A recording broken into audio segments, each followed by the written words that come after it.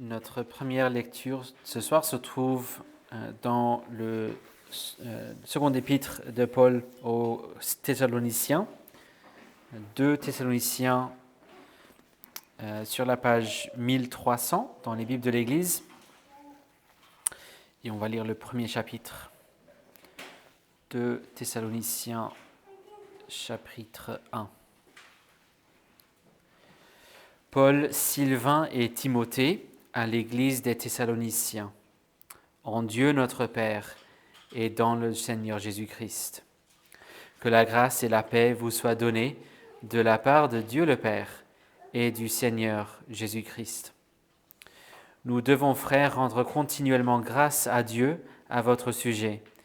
Et ce n'est que juste, puisque votre foi augmente et que l'amour que vous avez tous les uns pour les autres abonde de plus en plus.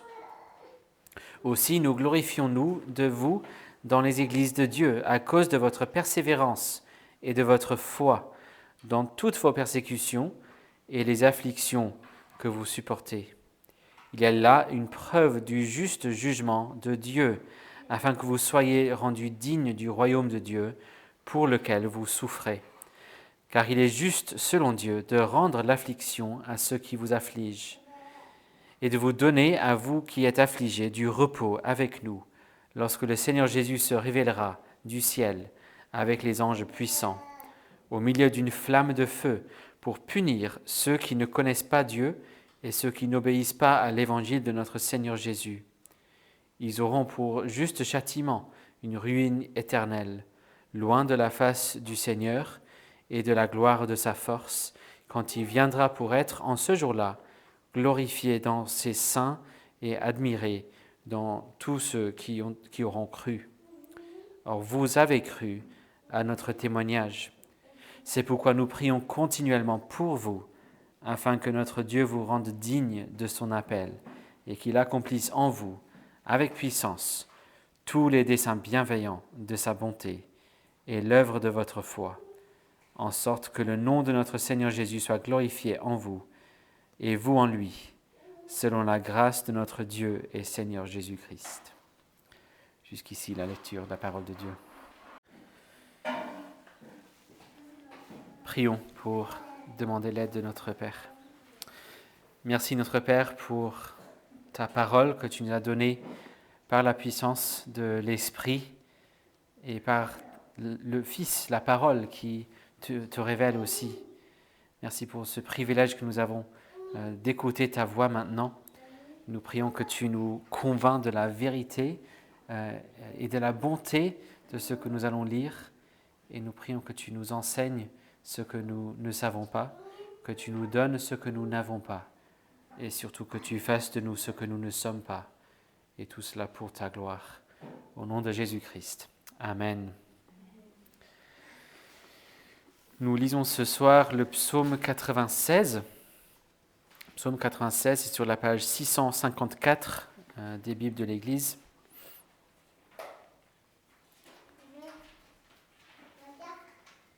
Psaume 96.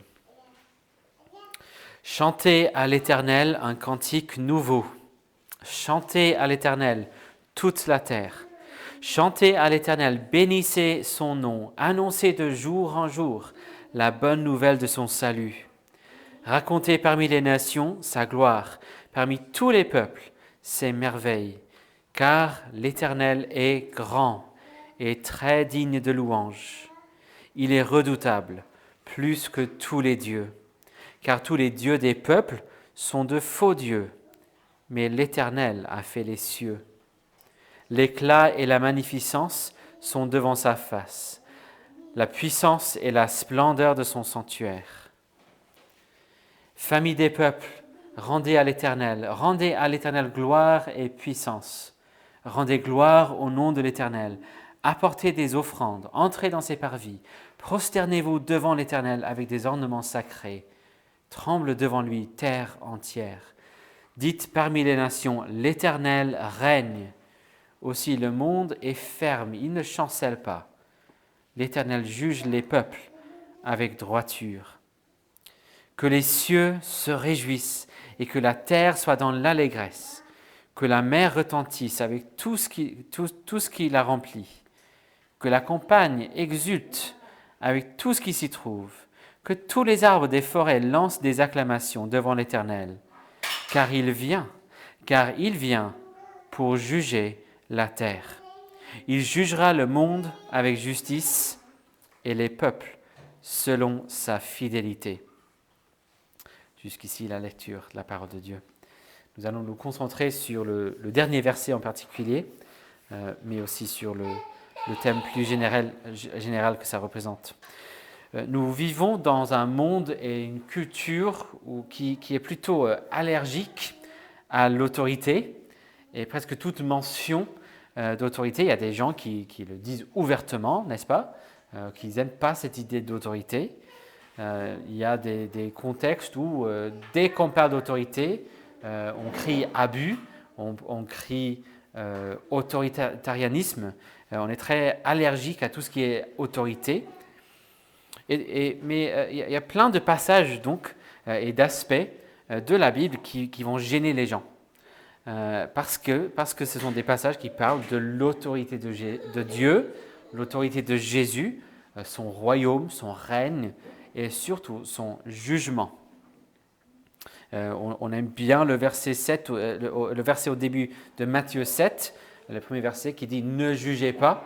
On aime bien cette idée de ne pas juger, mais on cherche à absolutiser ce concept de ne pas juger, comme quoi toutes sortes de jugements et toute mention de jugement serait à éviter absolument. Et pourtant, ce n'est absolument pas comme ça que la Bible présente ces choses-là, l'idée de jugement et d'autorité.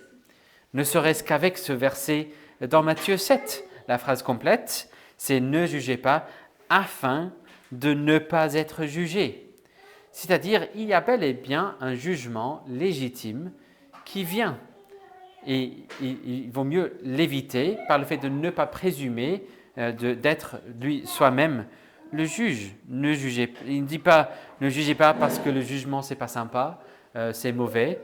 Non, c'est afin de ne pas être jugé vous-même. Et la perspective biblique ne dit même pas le jugement vient, mais bon, c'est nécessaire, c'est important, il faudrait juste vivre avec, c'est dommage, mais bon, le jugement vient et il faut que ce soit ainsi. Regardons à nouveau les derniers versets de ce psaume. Le verset 13 nous dit que l'Éternel vient pour juger le monde avec justice et les peuples selon sa fidélité. Et quelle est la réponse appropriée à une telle nouvelle? Verset 11, ce n'est pas bon, c'est comme ça, il faut que ce soit ainsi. Non, verset 11, que les cieux se réjouissent et que la terre soit dans l'allégresse, que la mer retentisse avec tout ce qui la remplit, que la campagne exulte avec tout ce qui s'y trouve, que tous les arbres des forêts lancent des acclamations. Alors, ça ne veut pas dire surtout que, oui, on se réjouit du fait qu'il y a des gens qui vont souffrir le jugement de Dieu. Ce n'est pas se réjouir de la souffrance des autres, c'est surtout pas ça. Mais se réjouir du jugement de Dieu. L'autorité que Jésus a reçue et par laquelle il va juger toute la création n'est pas un fait malheureux, mais nécessaire. En effet, c'est la bonne nouvelle. Le royaume de Dieu est venu. Toute autorité m'a été donnée dans le ciel et sur la terre. C'est la bonne nouvelle qu'il annonce. Dans la perspective biblique, le jugement divin exercé par Jésus-Christ est une merveilleuse nouvelle. Elle mérite des célébrations cosmiques. Prenons donc le temps de méditer sur quelques réflexions par rapport à cette perspective biblique du jugement. D'abord, si nous considérons que le jugement à venir n'est pas une bonne chose, il se peut que nous avons une mauvaise perspective du péché dans un premier temps. Si nous pensons que le jugement n'est pas une bonne chose, c'est peut-être parce que nous avons une mauvaise compréhension, une mauvaise perspective du péché. Je l'ai sûrement cité ici par le passé, mais ça mérite d'être recité. L'une des descriptions les plus utiles et les plus profondes du péché que j'ai croisées se trouve dans les œuvres de John Murray, le théologien écossais, Il était professeur de théologie aux États-Unis. Et je crois que c'était cette semaine les 50 ans de son décès. Et voici ce que dit Murray concernant le péché. Voici sa description du péché. Je cite. « C'est mal. C'est mal.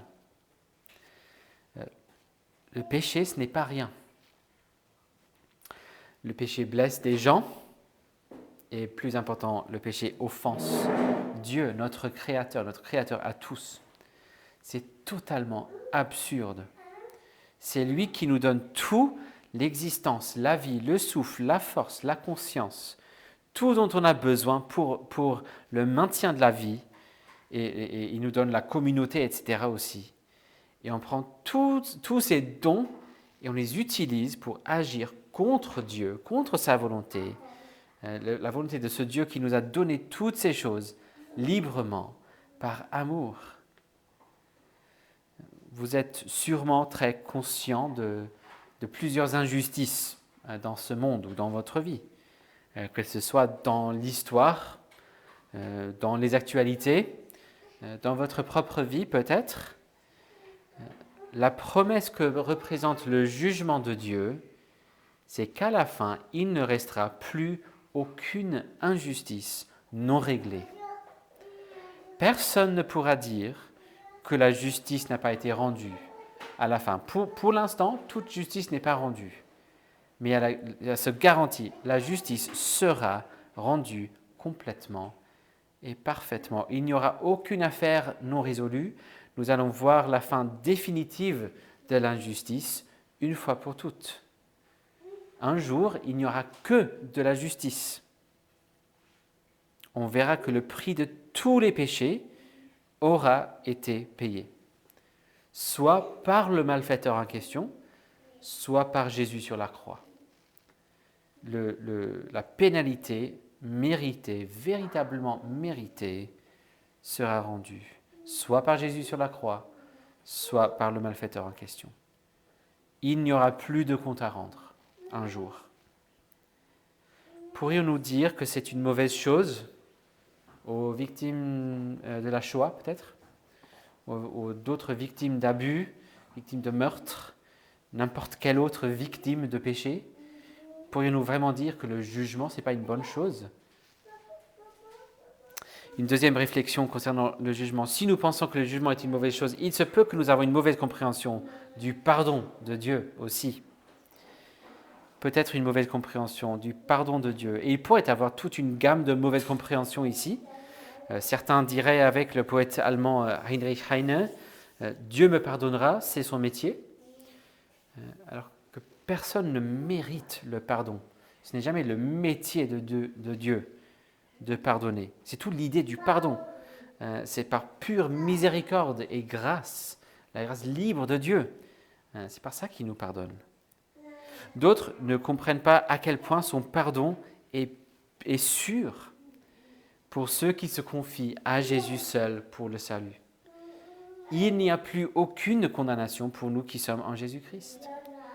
Prêtons attention à ce que dit le verset 13, les dernières deux lignes de ce psaume. Il jugera le monde avec justice et les peuples selon sa fidélité. Le jugement que va rendre le Seigneur Jésus sera 100% juste, aucune injustice, plus aucun compte à rendre. Et le jugement qu'il rendra au peuple sera selon sa fidélité. Le mot fidélité ici parle de sa fidélité alliantielle, la fidélité qui mène à établir des alliances et à les garder. Son engagement à tenir sa parole, son alliance. Le jugement rendu sera en fonction de notre statut vis-à-vis de l'alliance de Dieu. La question clé au jour du jugement, c'est est-ce que ma relation avec Dieu est celle de quelqu'un qui garde l'alliance avec Dieu ou quelqu'un qui brise l'alliance avec Dieu? Et surtout, par qui suis-je représenté devant Dieu dans l'alliance? Suis-je représenté par l'homme qui a brisé l'alliance, Adam, ou suis-je représenté par l'homme qui a gardé l'alliance et qui a accompli l'alliance parfaitement, Jésus-Christ? Sur qui est-ce que je mise tout pour mon salut? C'est ça le choix ultime. Est-ce que je veux être représenté par Adam et chercher moi-même à gagner le salut, ce qui ne va jamais marcher? Ou est-ce que je mise tout sur Jésus-Christ, je dépends entièrement de lui, et donc je suis sauvé simplement et seulement par la foi en lui seul, pas lui plus des œuvres, pas lui plus quelques efforts, pas lui jusqu'à un certain point, genre jusqu'au jour de ma conversion, et puis c'est à moi de faire le reste. Non, lui seul pour toute la vie, c'est le seul espoir. Si donc c'est sur Jésus, le jugement sera en fonction de cette réalité-là. Il gardera sa promesse. Il jugera selon sa fidélité. Sa fidélité aux promesses faites en Jésus-Christ. Tous nos péchés sont déjà tombés sur lui. Il ne nous reste que des bénédictions, plus de malédictions. Comme le dit Paul dans Romains 8, « Si Dieu est pour nous, qui sera contre nous? Lui qui n'a pas épargné son propre Fils, mais qui l'a livré pour nous tous, comment ne nous donnera-t-il pas aussi tout avec lui par grâce? Qui accusera les élus de Dieu?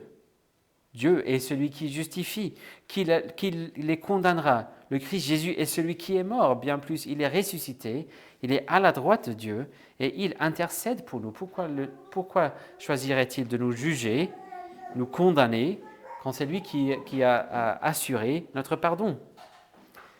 Il va juger selon sa fidélité.